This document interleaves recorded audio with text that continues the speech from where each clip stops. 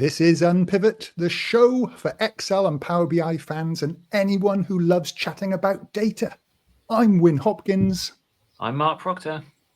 I'm Giles Male. I'm Szepesi. I'm Ken Puls. Ken. We got him. I made it. Made it. Made it. It's been like herding cats trying to figure out how to actually get to the same time zone as you guys, which is It's Wyn's fault. It's all Wyn's fault. My fault. fair or mine. Guys. I'm on the other end. Has the sun actually come up in Vancouver Island yet, Ken? Yes, it came up a little while ago. It is it's just about 6 o'clock in the morning here right now. It comes up right now around 5ish. So yeah. Good. Any bears? Any bears out there? Not today. Not today. No. Have you had a bear walk past your house ever? We've had one in the neighborhood at one point in time. More likely to get cougars here, the mountain lions.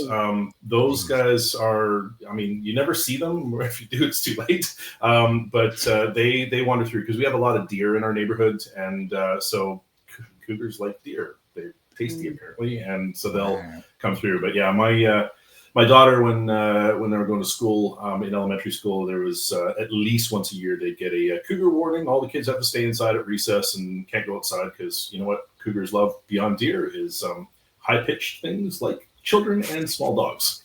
So it's natural selection on Vancouver Island, my friends. And I think we're right in saying Peterborough doesn't have that issue, Mark? No, I mean you might occasionally come across a cat who is out of the house. Apart from that, that's it. So I was in England a few years ago visiting family when my daughter was really young. And we went out for a walk in a park. And at one point, my daughter and their cousin ran around the corner so we couldn't see them. And my wife and I were like, oh my God, like this is serious, right? Because for us, like they're around the corner, you can't see them. The cougar can't. And people are like, what's the problem? Like, well, aren't you guys worried about, oh wait, no, you guys killed all your bears, you killed all your cougars, you killed the only most dangerous thing on this entire island is man. Like, all right, fine. But should we still not be concerned? Yeah, that's pretty much. Man and potholes. That's about it. And okay, before we get into the pothole. Oh yeah, potholes. And then it's drop bears in Australia. That's the common ditch up for visitors. It's drop bears. So yeah, basically the running joke in Australia is there's this thing called drop bears that basically fall out of the trees and land on you and bite you. And it's a bit of a sort of, just wind up the visitors with this legendary drop bear. Isn't the only bear that lives in the tree the koala? And they're way too lazy or stoned. And they're not even drop bears. What a con! They're not even bears. You've got enough stuff out there to scare us without inventing anything. You would think. I don't know why they make things up. Just pointless, right? Yeah. I know. Like Australia is the only country you go to where they give you the book of like the top 100 spiders that can kill you, or the top 100, whatever that can kill you. Or the top. It's like, do you guys really need to have this many lists? Like, it's good. Yeah. So Ken, quick introduction then, just before we get into the general chat and stuff. Who are you? What do you do? Oh God, what's, I can't remember. What's the latest thing? Jeez. So let me see. I run a little website called excelguru.ca. I'm the founder of the skillwave.training website, where we've got some awesome Excel and Power BI content. I've written some books. Some you may have never have heard of. One that you probably have, which is called Master Your Data. That's the follow-up for M is for Data Monkey, which a lot of people still refer but shouldn't. They should be referring Master Your Data. It's better. And I write the Monkey Tools suite of Excel functionality. It's an add-in for Excel to make your Power Query, Power Pivot, and just general functionality in Excel better. And I've been on Microsoft MVP for 18 years, apparently, which is crazy. Good. I think I can probably stop now. That's lots. So I wear a few hats. So Ken, tell us about your first book and what. Go on, because I'm sure everyone's on tenterhooks and he's written some books. Some you've not. I'm guessing the ones we've not heard of, which I've heard of, is the first one, right? Yeah, probably. So I like to pitch this one as 700 pages, the most boring reading you'll ever read in your life. Made me a proud third-time generation author of bedtime reading for insomniacs. It is the book that should never have needed to have been written if Microsoft had done their job properly. It's called RibbonX, Customizing the Office 2007 Ribbon. 700 pages of XML and VBA. Just put a button in the right place. That's great. Wow. Yeah, I mean, I'm super proud that the book has been done, and every now and then I even pull it off the shelf and dust it off and look at it and go, wow, that was a lot of effort, and why did I ever write a second book after that? But yeah, it's a lot of effort goes into writing those things, let me tell you. But nobody needs it. I mean, in Office 2010, they did what they were supposed to do and gave us an interface to actually customize the ribbon from the end user's perspective, and basically made the book obsolete except for developers. So let's say it's one of the best written, worst selling books of all time. So books are not the way forward. Oh, sorry. Has Mark read it? Have you read it? I haven't read it. A number of times in the past, I saw it and I thought, maybe I should buy that. And then I looked at the price tag. Collector's item. And then couldn't you find it on a table somewhere in a bargain bin? Well, that's something you think, maybe I can pick it up secondhand from somewhere. The problem with books that haven't sold that well is trying to find them secondhand is impossible. True enough. How did you know about it? You the one of it? You do your research. I stalk Ken all the time. Is this going to be the John Akamora like episode? Yeah, this is what I think.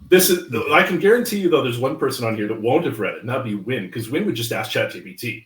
Yeah, ChatGPT for everything. Oh yeah, Hall of Famer ChatGPT. Yeah, Hall of Famer ChatGPT. That's right. Yes. Yeah, I'm with you, Wyn. Don't you worry. I'm not. I'm on Ken's side with this. No, outrageous. That and VLOOKUP should be nowhere near. Our VLOOKUP's got to stay in the hall. This is a throwback to last week. If anybody didn't listen, go listen to last week's episode. But VLOOKUP, Hall of Fame. I love VLOOKUP. I like it. Was such a crucial part for so long. If it weren't for VLOOKUP, there would be no XLOOKUP. Correct. That's an excellent point. All right, I give that more credit than ChatGPT. That definitely should be in the Hall of Fame. ChatGPT is just built on the biggest data theft in history. I mean, how you can nominate someone for the Hall of Fame when they've stolen everything from everybody else? That needs to be like an automatic disqualification right there. I'm sorry. That's just total BS. Sorry, Wyn. Yeah, no, well, I don't think so. I think it's being clever. It's putting all that knowledge together for us easily. So let's hold on though, right? So if we've put a person into ChatGPT, that person has stolen knowledge off a load of other people. Well, I think there's a big difference there. I think there's a big difference there, though. That person most likely has bought courses, bought books, paid for the knowledge to learn from somebody else, where ChatGPT has not done that. It's gone in and basically says, I'm going to hoover up everything I can get for free. We're not going to reward the content creators or share any kudos with them whatsoever. I mean, Wyn, so we were bouncing an email back and forth, and I came up with something that said, look, here's something that lists the top sites that were fed into the Google C4 engine. So this is about, probably a year and a half ago when they put through. So when I go back and I look at Excel Guru, if you discount the Stack Overflows and things like that feed, tons of things. For Excel-specific content, my site, and I took all the links you sent back from ChatGPT, by the way, for all the different sites, put them all in there. My site is still number 2 on the list for how many tokens were stolen for Excel content. Over 500,000 tokens pulled from my website. Chengdu is before me, and then I'm right up there. Even sites that I was expecting would be much higher, Mr. Excel and things like that, they're not. They're further down the list. But the thing is that nobody gave me a dime for anything that was written on my site. Now, the AI engine loved it, consumed it all. And here's the thing that just kills me is that you send me the list of, hey, here are the top sites I should go learn Excel from. My site doesn't even get a mention. They stole my content and don't even come back and credit it for me. And this is actually one of the things that I think is really, really scary. Just to sort of tie this back into some previous episodes. Last episode, Mark, you were talking about how you don't blog anymore because you don't want to just feed an AI engine without getting anything back from it, which is very plainly what's happening in my case here. And I agree with you. I mean, blogging is tough. I've stopped for basically 2 years not putting out anything publicly because I don't want to just feed the big machine and the big engine. But one of the things I thought was interesting is that you also said, hey, I moved to YouTube. And the morning you guys were recording your podcast, Google VO3 dropped. And that has now given us the ability to go and create content. Granted, if you pay the price, which is not cheap, but it's generating some of the most realistic looking video with humans having conversations where their text is synced to their lips. People cannot tell that this is artificially generated. What is the training base they use? Well, it's highly suspicious as YouTube. So congratulations, Mark. You continue to feed that beast. And I got a prediction for you. 2 years from now, we'll be having the same conversation, but it's not going to be about blog posts. It's going to be about YouTube going, how do we keep relevant when Google decides that we're now going to go and use AI to create our own content for this? Because why would I want to pay an advertiser like Mark for creating content and putting out ads here if I can create my own and get the ad money back myself and or never spend it in the first place? So I think we're in a very, very scary time right now for creators that is very, very seriously threatening our ability to make a living. And if that becomes a major issue, then the question is, who creates? Who actually pushes the envelope if you can't afford to support yourself while doing so? Are you going to leave it to Google? Well, what are they going to do? Are they going to hire people, or are they going to use their AI? It's and then, I mean, you can go full conspiracy theory with this if you want to, because what content do they create and actually put out, what versus what don't they? And now you get into who's controlling information. This is really scary stuff that we're sitting on right now. I don't know what to do about it. I really wish I did, because I love teaching. I love sharing my knowledge. But, the problem that you try and figure out is, how do I actually get to people these days? That was going to be that was kind of my question back to you, Ken, to everyone is like, I agree. And then what do we do about it? Is there anything you can actually do about it? I don't know what the answer is.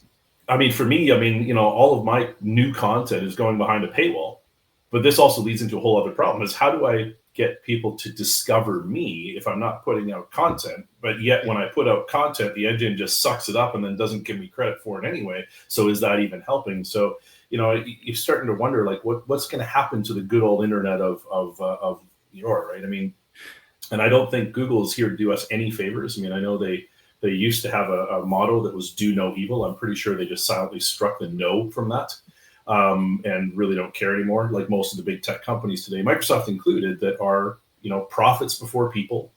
And let's put out our AI slop and feed it to you, because we've got a product that we think has a solution. We don't know what solution it's for yet, but here it is, eat it. And in the meantime, we'll disrupt whatever we can. We don't care, because we're trying to get to where we're trying to get to. I don't know. I'm frustrated. Maybe one of the things is that we will lean more into face-to-face stuff again. I don't know, because it feels like in the virtual world, this is inevitable. So maybe the increased value we will have is doing training or whatever it is, events face-to-face. Yeah. Maybe. I hope so, because honestly, I mean, I like, that was the one big casualty for me from COVID, was when COVID happened. I mean, I watched 90% of my business dry up overnight, because it was all in-person training sessions. And we're still not even close to back to where we were pre-COVID levels for that. I know Wyn is, but Wyn lives in a weird little ecosystem in Perth where, everything's all happy and sunny and people are dancing around with, whatever. But no, I mean, I hope that this is the case, is that we will get more value from in-person training. But at the same time, Giles, and I'm sure you've seen this yourself, is when people come to you and say, oh, you're a trainer. Well, can't you just get the information from ChatGPT? Well, we're starting to, yeah. Yeah, I mean, and I've been getting this for a while, going, you can, but ChatGPT will give you a solution, but they don't teach you how it really works. I mean, it gives you an explanation, but does it really teach you what's actually going on? And I think that's been an interesting thing for me, as I've been leaning into, and I do work with the AI tools. I mean, I was coding for Monkey Tools yesterday and using ChatGPT for some of that. And it's interesting, though, that, the guidance takes an expert to guide it properly. And that's one of the things that I think a lot of people are forgetting in these kind of pieces here, is that you don't become an expert overnight. You become an expert by going out there and doing things. And you have to be able to get some base training to understand when you look at something that the AI gives you and go, this is wrong. I mean, I got this incredible piece of code, and it was working in 2 out of 3 scenarios. And I ended up spending a bunch of time with ChatGPT trying to figure this out. And finally I went, this is ridiculous. And I had to step through the code line by line and went, oh, well, there's a switch that happens here and it's not dealing with it correctly. But ChatGPT couldn't figure it out, even though it wrote the code in the first place. But I had to, right? So, it's an interesting thing to see happen. Yeah, so that's fascinating to hear, because at the moment I'm deep in preparing for a training day at SQL Bits on Python. And the first hour or so, I'm going through the infrastructure of I did it on your meetup group, Ken. But the syntax behind how Python actually works, because yes, you can put it into ChatGPT, but it really is that back and forth element where you are working with it to hone what you want to come out. You can't just simply put it in and get an answer, because then you don't understand if it's not working correctly or it's not doing what you want to do. So I use it very much like yourself, where you're having a dialogue with it and getting it to help you do what you want to do, but you have to have a certain level of knowledge to be able to do that. I think the scary thing to me, the scary thing to me, Sue, is that I've seen studies that say 70% of people take the first thing they take out of ChatGPT and just go with it. And I'm like, how can you ever do that? Like, for me, I think I've taken one solution out of ChatGPT, and all the times I've been using it, that I've gone, oh, that one's good. Everything else I've had to modify or tweak in some way. So, like, what are people getting sometimes? Like, it's good. Like, don't get me wrong, it's really good. But at the same time, you're going, that's a terrifying thing. Anyway, sorry, man. No, I was going to say it's only a matter of time, though, right? Until that line of code gets solved. And the way it's looking as well, the ability to sort of now bounce solutions off different LLMs to get review and analysis of what one LLM's given you, then bounce it off another one, which will give you an assessment of how that's done it. And it's just those sorts of glitches that we're talking about are a year away, 2 years before they're just solved. I think I'm not so sure that it's ever going to be perfect, because I think one of the challenges with the LLM, Wyn, is that you're trying to explain to it what you want to do. And I don't know about you, but for me, there have been many times when I've been trying to work with ChatGPT where I start to question my own ability to speak English. Because I don't know if I just don't know how to tell it what I want. Or I'll tell you. Sorry to interrupt. No, it's okay. Go ahead. What I do now is I say, this is what I'm going to ask you. Can you tell me how I should ask you this and what you're going to consider as the prompt? And then it goes through, I see what you're going to. This is what I would suggest you use as a prompt. So it then refines my prompt, and I can see specifically what it's working on, which is a tip I got from somewhere. I can't remember. It's quite useful. Yeah. But I've got lots of instances where in the last few months where you ask it a question, it comes back with something, and whatever the code is, it doesn't work.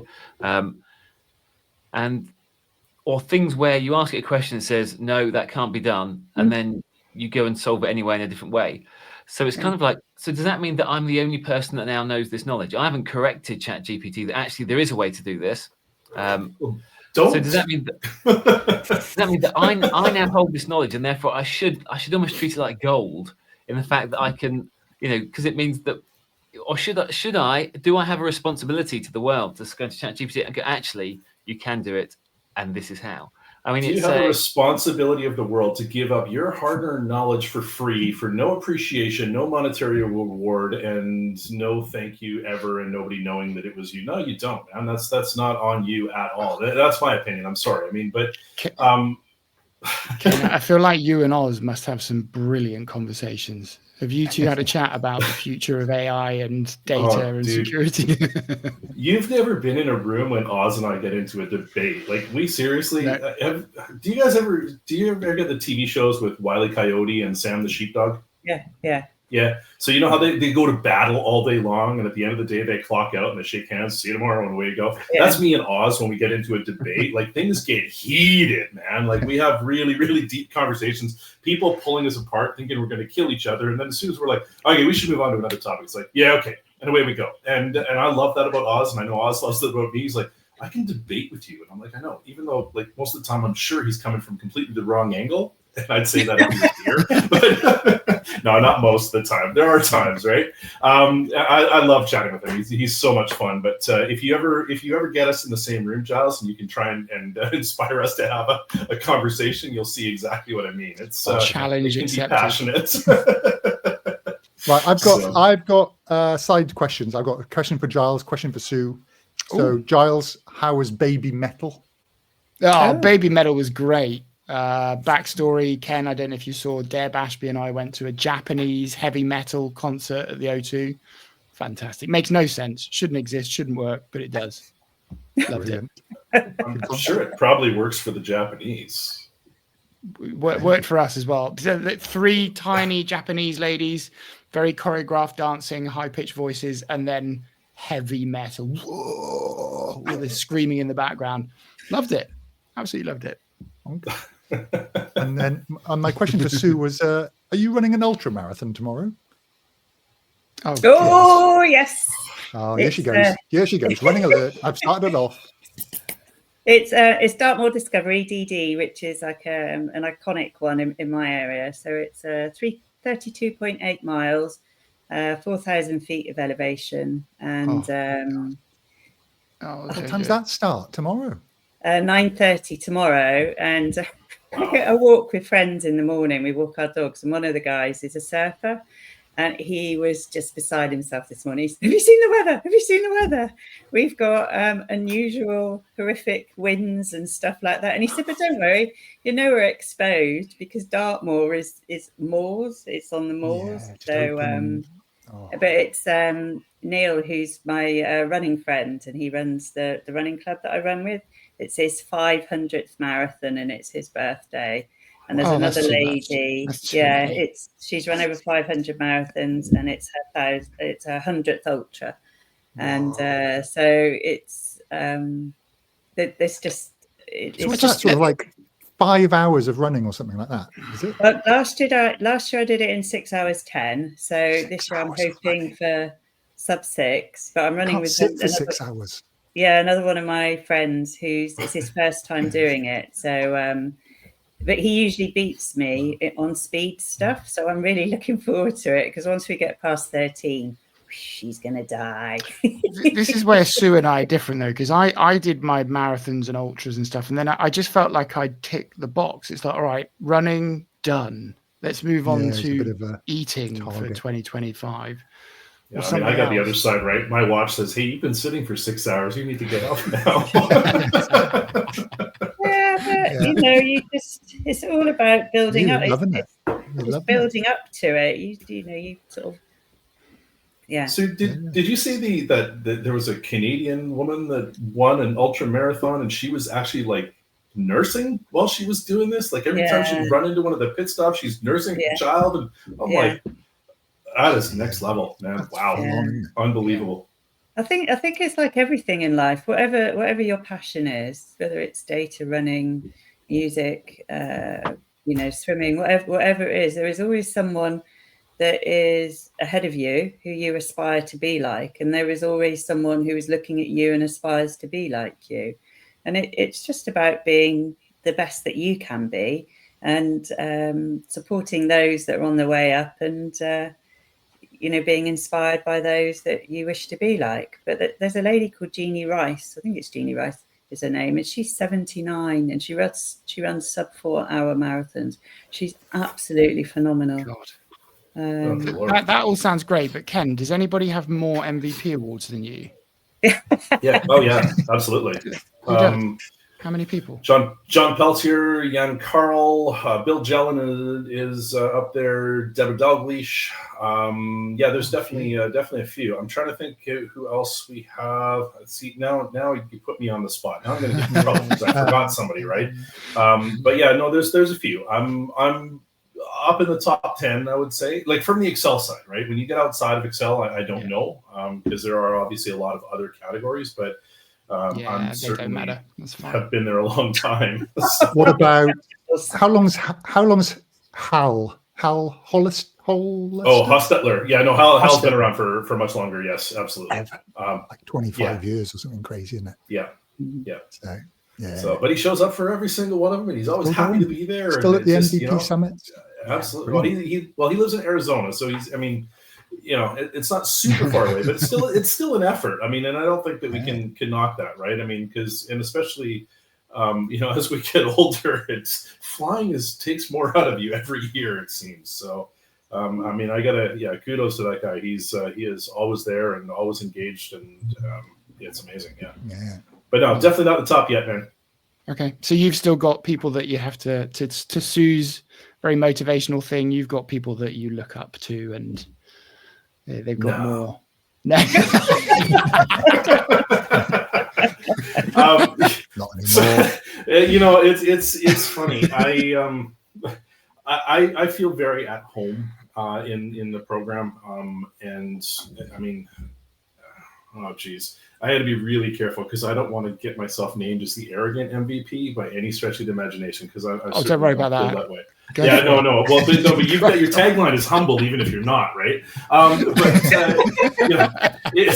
It's funny. safe. Like, I mean, I remember my first summit walking into that room, and I walked in there, and somebody says, "Hey, listen." Well, I think it was Zach Parisi who nominated me years ago, and he said, "Look, I want to come in. I want to introduce you to all the guys that are here." And we walked in, and sitting around the table were, I mean, these guys were my legends. I mean, you've got John Walkenbach is sitting there, and you've got John Peltier and Andy Pope and Bob Phillips and so many others that are around this table, and I'm going like, I have learned so much from all of you guys. And I remember Dick Kaslika looking at me and saying, "Okay, that's enough. There's no hero worship here. Like, you belong here." And it's like, okay, well, that's weird. I certainly don't, because I think everybody, when they come into this program, feels an incredible sense of imposter syndrome.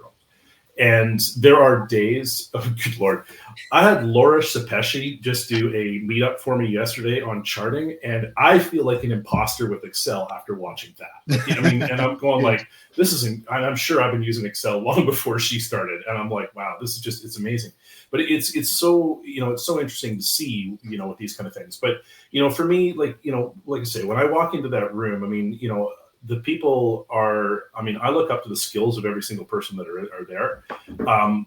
But they're all my friends too, right? Like, so, I mean, that's the kind of the interesting part, that you become much more comfortable in that environment and whatnot. And I know, personally for me, when we get someone new at a summit, Mark, I remember your first summit coming in. I mean, you were joking by the end of it, you're calling me dad because I kept on trying to get you involved in things and whatever else. But, it's just trying to encourage the generation of people to come in and try and have some of the same familiarity and comfort that I do when I'm actually pitching things to Microsoft, so that it's not just me talking all the time, because otherwise it would be.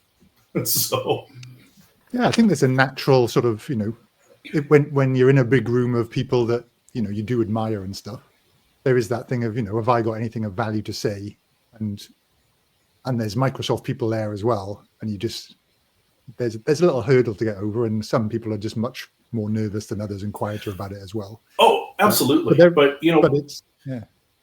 One of the things that's interesting there, though, is and this is one of the things that I try and impart to the people when they come in, is that when you look at the people that come in from the MVP program, most of the time we actually work with a lot more of the program than what the Excel team do, and that sounds really funny to say, but the Excel team generally tend to be focused on a feature that they're building, and they get very, very deep into one feature that they're actually looking at, but they don't always necessarily understand how does that impact with all of the other features that are in this program. And as we all know, there are so many features in Excel. I mean, just watching how people put them together in different ways is incredible. So that's the part where I think, we get to really bring in that value. And when they're saying, hey, look, I want to show you a new thing that we're doing with X. And you go, yeah, but how does that impact Y, Z, and double A over here? And they're going, oh, we hadn't thought about that. And it's, and so, I mean, I'm always trying to encourage people, like, spit it out, like, get the perspectives. And the other part is that I may say one thing, and then Mark comes back and says, well, I don't agree with Ken on that. I mean, it's happened at least twice. Twice? And you tell me I was wrong both times. I know. Well, you were, right? I can't help that, Mark. Well done. No, but those perspectives are all valid, right? And that's the thing that's so great about Office, is that, when you look at Excel, it's like, what do they joke, right? Everybody uses 2% of the program, but everybody's 2% is a different 2%, right? So, yeah, it's crazy stuff. It is mad about how... Oh, sorry, Giles, you're going to say? I was only quick. I'm glad the session with Laura went well, because Sue and I know Laura.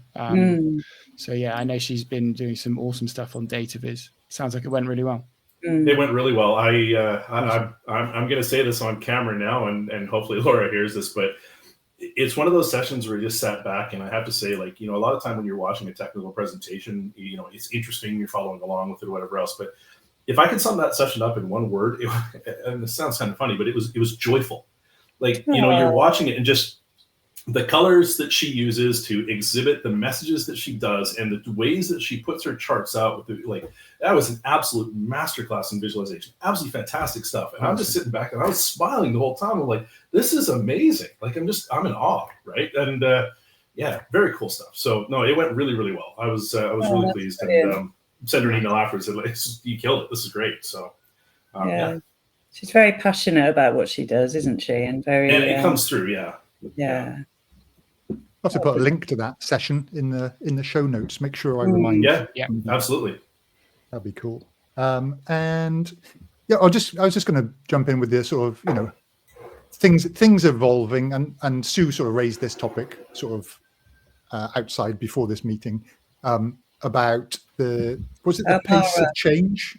Yeah, Mara, data pairs. So she's stepped down from tech at the moment because just overwhelmed by the pace of change and just had enough. Which goes back to that sort of, you know, that journey of yours, Ken, as well, from, you know, 18 years as an MVP and seeing all these different technologies that have evolved. And, you know, so Sue,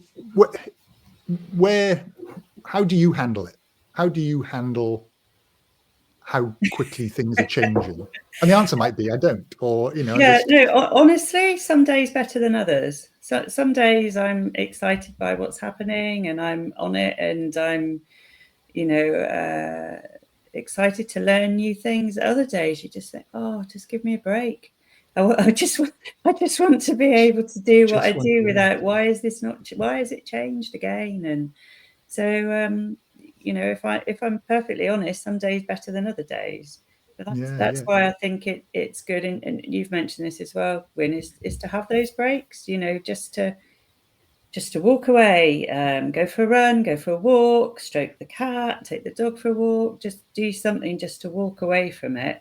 And have your community that, you know, that support you in what you're doing, whether it's your meetup groups or I've got a couple of WhatsApp groups of friends that I'm with, and we just get, or, you know, or someone will share. So talk, walk away, and almost in a way don't take it too seriously, because it's first world problems. Sometimes, you know, we're just, you know, this is my yoga head coming in. As long as you're healthy and your life is good, then sometimes it is that balance. But I don't always think that. Sometimes I go for a walk and I'm like,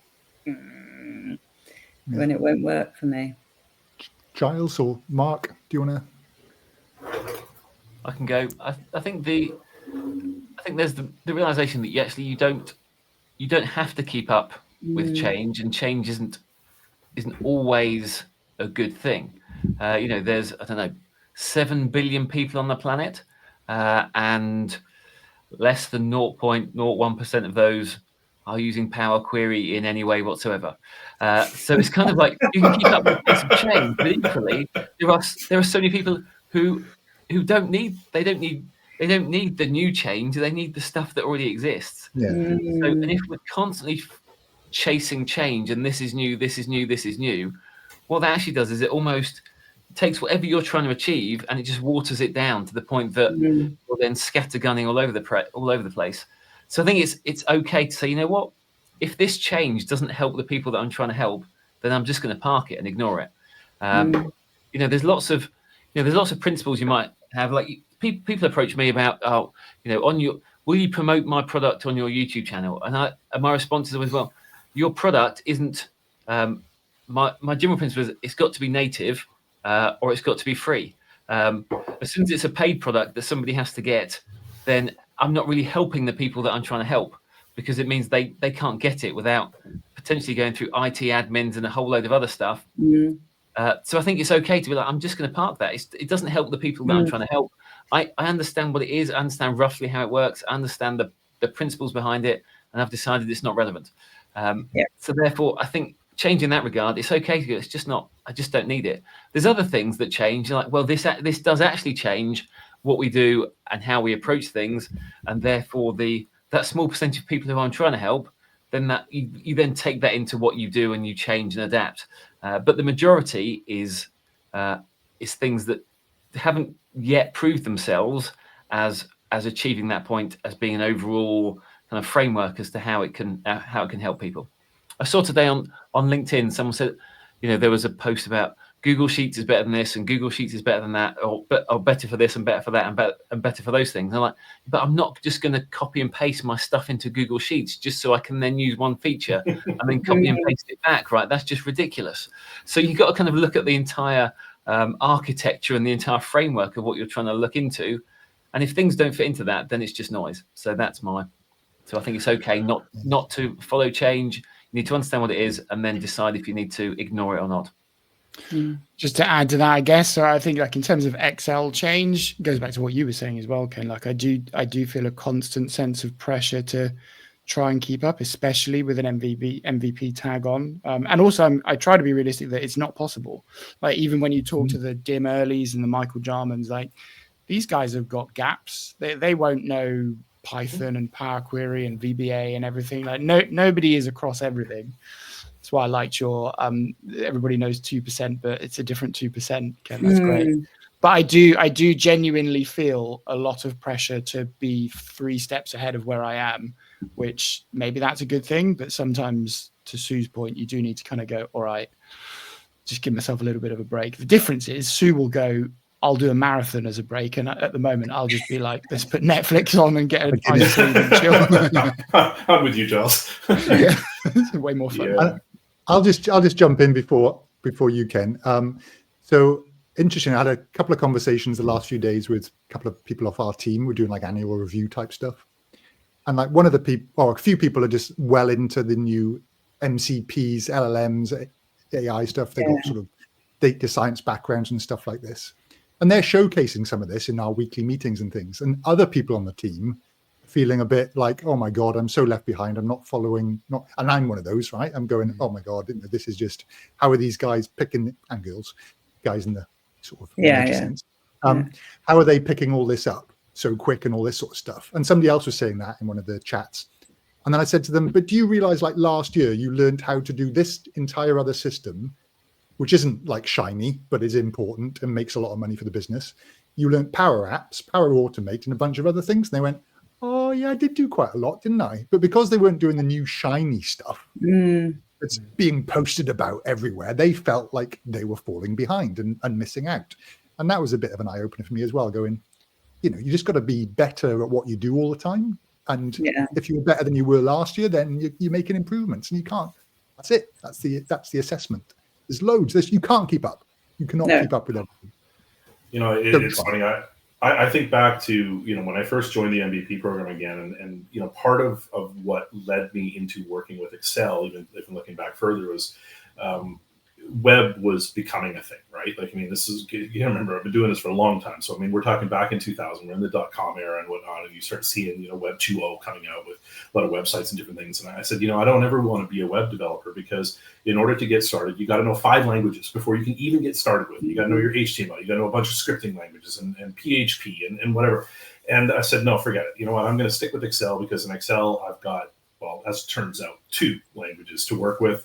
We got VBA and we've got the Excel formula language. And I'm looking at where we are now.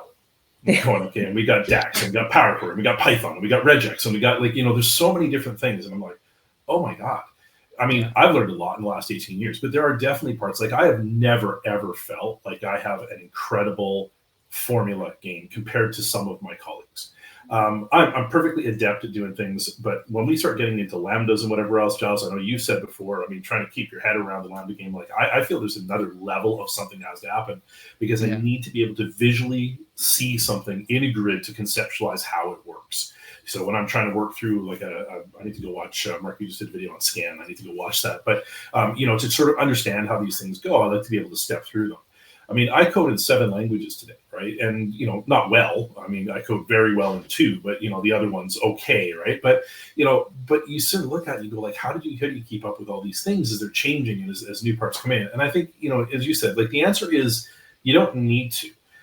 Excel is becoming such a vast product now that even when I think about what the things that, we sort of said on stage back at the Global Excel Summit in London last year about, how do you rank yourself in a 7 out of, in Excel? And, everybody says I'm a 7 out of 10 in Excel, but what does that actually mean?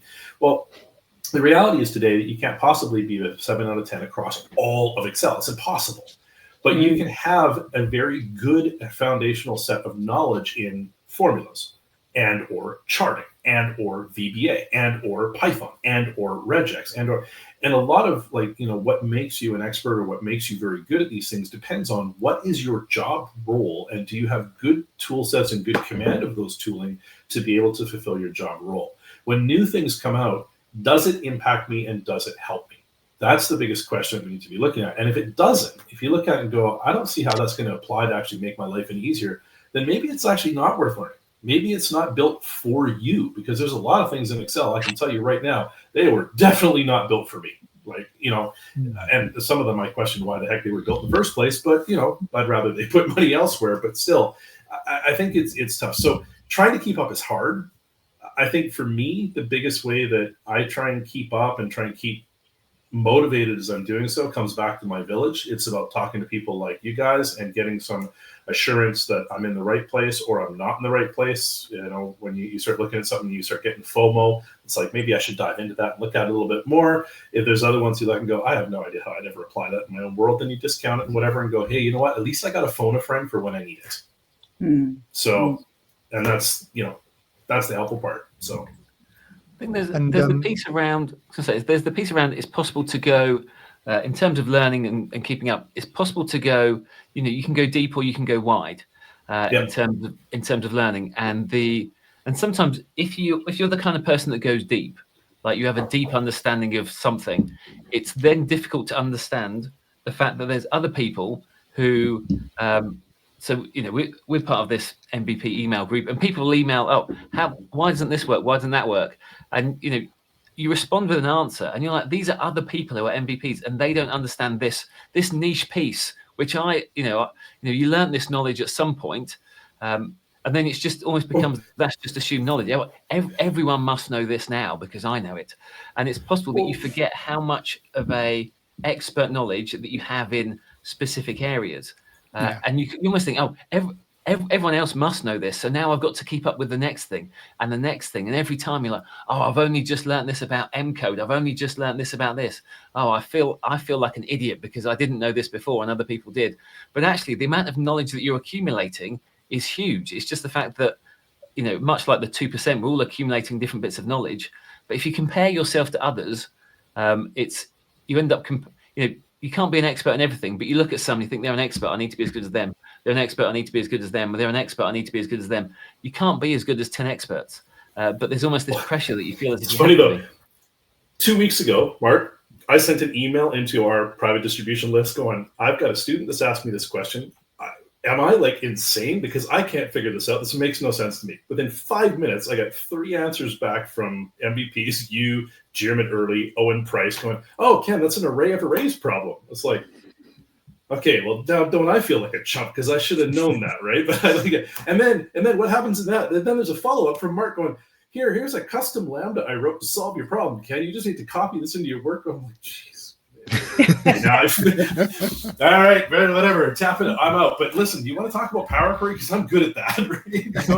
But it's funny. And this is the thing you got to realize. You're not good at all things, right? And I think the challenge today for me though. I don't remember if I said this in the email, but I spent an hour working with ChatGPT to get an answer to that question before I went into my phone a friend to actually ask real humans for help, because ChatGPT wasn't getting me anywhere. I was going around in circles.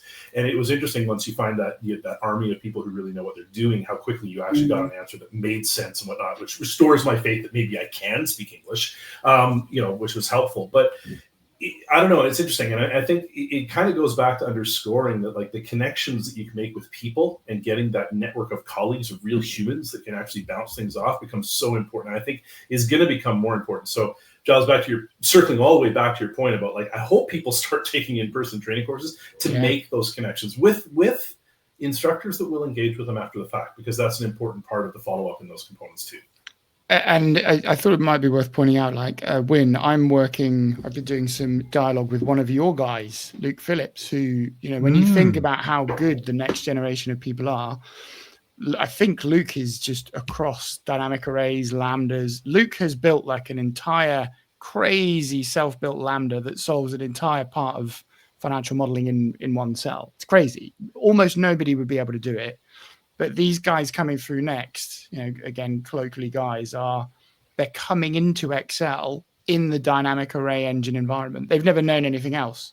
So it's almost like that's just their baseline now. And they're straight into lets and lambdas and things like that.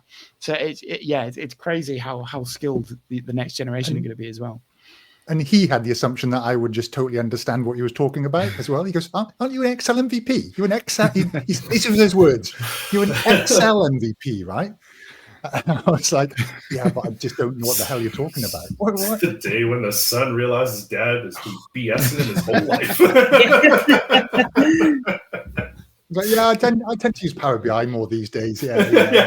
That's why. So Luke is brilliant. He's on the Access Analytics team. He proposed this thing, which I shared with everybody in the Excel distribution list for MVPs, which was, it's a big proposal because it's like, hey, is there a way that we can actually change the way the dynamic array engine works? And I think generally the consensus was no. But I'm glad that the question was asked, because actually it's a huge problem in one area of what we do, but you've got people like him on the outside without the insight into what the MVPs are talking about, and he's going like, hang on a minute, like I want to challenge this. Is there a different way of doing it? Which I think is great. Yeah, it's impressive. But everybody said no, so I've gone back to him and said, no, it can't be done, Luke. Sorry, Luke. You have a good shout out. And he's a good basketball player, so you just got to hate the guy, really. No. Outrageous. Terrible. Yeah. Right. What else do we need to cover off? What? Is there a question of the week? Have we done that? Is this what we've been doing for 45 minutes? Let's sneak in a question of the week then. Come on, let's get in there. Here we go. Got to get the music teed up. Yeah. Right. 1 second.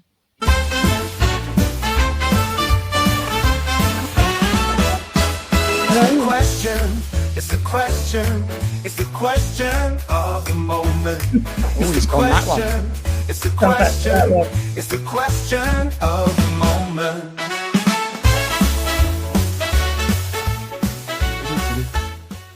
Ken, how many MVPs have you told to F off in your life? There is only video evidence of that happening one time. Can I just ask a question about the jingle, right? Oh, sorry, as good as AI generated songs are, the enunciation on that is very poor. It's the question of the moment. Well, there's no T. Yeah. The question of the moment. I mean, what is? Yeah. I don't know what a moment is. Maybe you should sing it again, like for the thing, Mark. And I should not. Get that unique spin to the podcast. Right, what is the question? And we've got about 10 minutes to discuss this. So time pressure. A couple of minutes each, basically. So what motivates us these days? What keeps us going? So Ken, as guest of honor, what motivates you to keep developing stuff, keep doing training, keep posting? Wait, I only got 2 minutes. Yeah, so you know what motivates me? I just like sharing knowledge. So to me, it's about being able to give back to the community that helped me become the person that I am, because I took a lot of knowledge out of the community when I first started doing this. In those days, it was help forums and whatnot. And I remember asking a couple of questions. I think I asked about 6 questions before I'm like, wow, I feel so jealous or so like, I don't know, whatever. Just, I feel like I took so much out and I should give something back after about 6 questions. And that changed my entire career. But so it's that being able to actually, see when you're in an in-person training course, the lights go on in somebody's eyes going, oh my God, this is going to change my entire life. So that's part of it.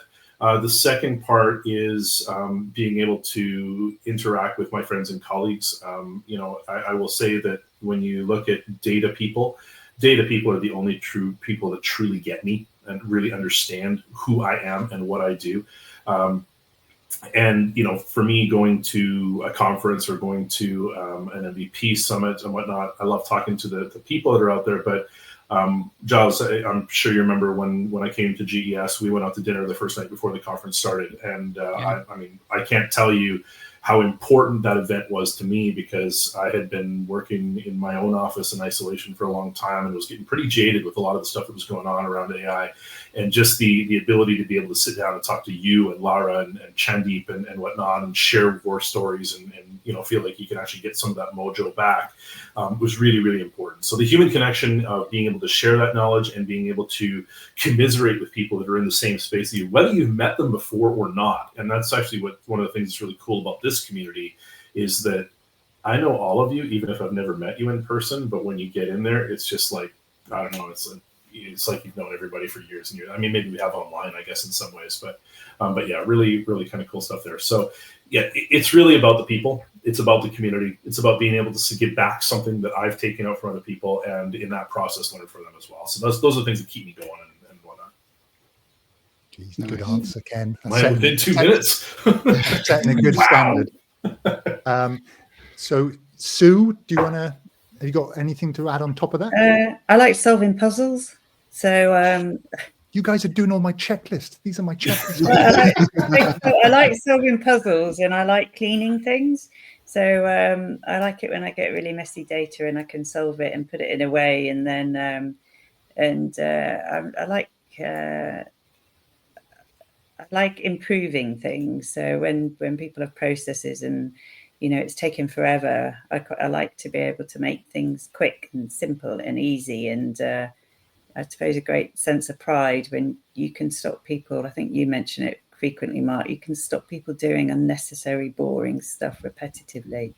So love solving puzzles, love cleaning things, and love helping people. All good. Giles, do you want to go? Yeah, I mean, God, what motivates me? Childhood trauma and a constant need for validation and attention, mainly. This is really a therapy session. Yeah. That's a joke. Do you want to lie on the couch? Yeah. Let me just let it all out in 2 minutes. No, I have similar things. I mean, I'm very passionate about doing things that I want to do, which has led me down some interesting paths in the last year or two. I just enjoy training. I love more and more so now being back face to face with people, and I think, as you alluded to, Ken, like seeing the flicker in someone's eyes when they get something that felt insurmountable before. I really like that. I really like problem solving. The World Championship stuff has given me a new lease of personal life to improve my own skills. I've never felt as far behind technically in Excel as I have since I started competing against the best in the world. So yeah, that's probably 2 minutes. I can talk more about the childhood trauma if you want, if I need to fill up. Another whole episode on that, Charles. Let's give it the time it deserves, right? I'll lie down. Oh, God. There's a lovely sofa over in the back there. You can just yeah. Mark, what's your thoughts? I mean, so for me, I suppose if I go back a decade, I remember working so many hours that it wasn't the fact I didn't see my kids. I didn't even see daylight during the working week. You'd be in the office when it was dark. You'd leave long after it was the sun had gone down, and through a lot of hard work and learning a lot of stuff, you start to solve those problems. You start to stack up a whole load of skills about here's how we solve this problem. Here's how we solve that problem. Eventually you realize that most problems stem from something else, and you end up with this framework of how you can approach those problems and solve it. And then you start to save huge amounts of time.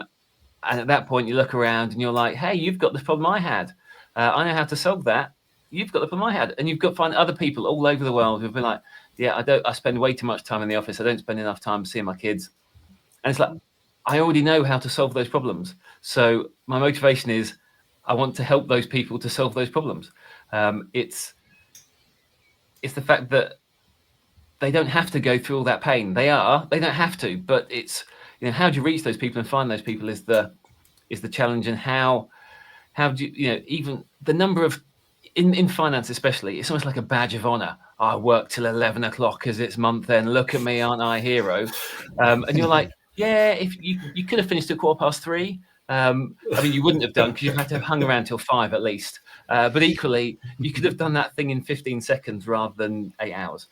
So that's the thing, is that I feel like I can make a bigger difference in the world, and families and people's lives and things like that. So that's my motivation, trying to help those people and help them do those things before the companies realize that those things can be done. Because otherwise the companies will be like, hey, well, why do we need these people? We'll just get rid of you, and then we'll just have our current workforce work the same hours as they did before. So it's almost like there's a constant race between employees and employers.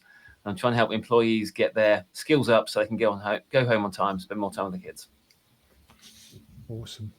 And for me, it's what's been covered off already. The puzzling thing, the people's teaching people, helping people, that sort of the reward you get from that. Everything's pretty selfish, to be honest. At the end of the day, you get a good feeling from helping someone else, somebody else's face lighting up, from triggering. You can see they're going to walk down the same beautiful path that you went down. At some point, you go, oh, they've got it now. They're going to go along here, and that's just great to see. And then once in a while, just impressing myself with something I come up with, like the sort of creative workaround or hack to something, and you just go, tell you what, that's pretty damn good, know. And you just get a little bit of a buzz from that. So those little challenges, and also my motivation is also from other people who are sharing stuff and being enthusiastic about things that they're doing. So that sort of inspires me a bit as well. And that's mainly those positive ones. There are obviously negative ones. There's negative emotions. Like Rob Colley's got the phrase FOBO, which is fear of becoming obsolete, which is a bit like FOMO.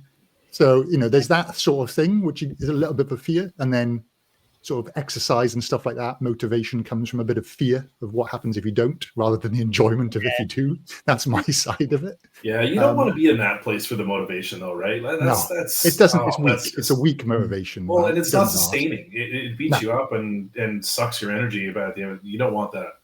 And goes to an earlier point I think you make, Ken, about if you're interested in something, then you're more likely to pursue it and learn about it and chase after it. But if it's a topic that's you don't think it's going to be much help, you can't see the purpose of it, you can't see the utility, then trying to learn that is such a slog, right? Definitely. Well, and sometimes it takes time, right? Because I will say that right off the bat, when Lambda came out, I'm looking at it going like, look, I'm not Alan Turing. Like, do I really need to write this stuff? I'm not an engineer. I don't I'm a finance guy. Like, what's the most complicated math we do in finance? We add and subtract to come up with a variance. Okay, we raise something to a power once every now and then, right? But when people say, oh, you're an accountant, you must be really good at math. No, dude, I can add and subtract like no one's business.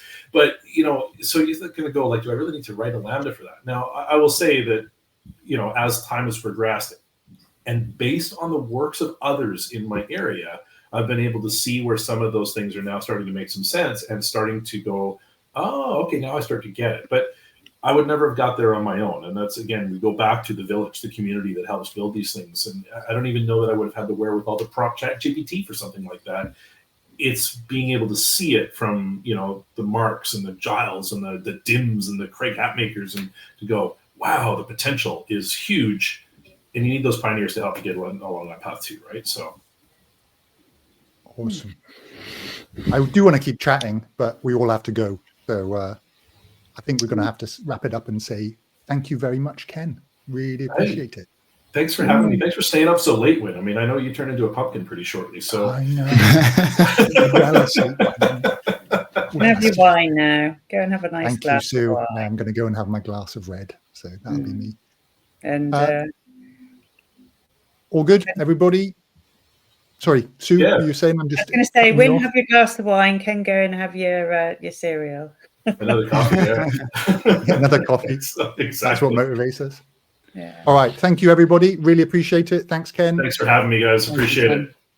Glad we could get to sort it out. And we'll catch up again soon. One question before we go.